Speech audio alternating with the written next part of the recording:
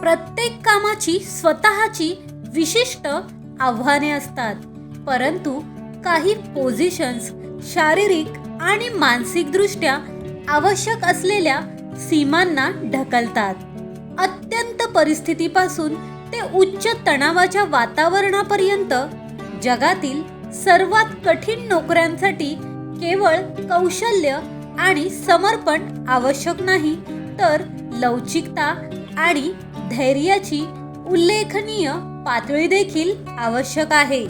हा व्हिडिओ पाहून तुम्हाला हे लक्षात आलंच असेल, कला माणसाला जगायला शिकवते.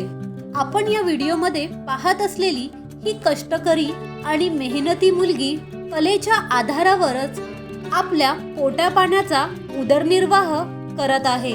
बदलत्या काळानुसार जग आणि जगातील बरीच माणसे शिक्षणाच्या आधारावर खूप पुढे गेलेली आहेत. आताच्या काळात गरीब आणि होतकरू अशा अज्ञात लोकांना शिक्षणाची खरंच खूप गरज आहे.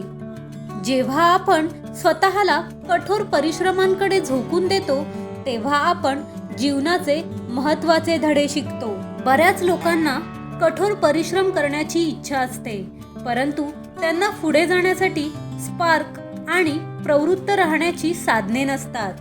आणि अशा प्रकारच्या कष्टाळू आणि मेहनती लोकांना शिक्षणाची जर साथ लाभली तर इच्छाशक्तीने ते कुठल्याही प्रकारचे ध्येय गाठू शकतात.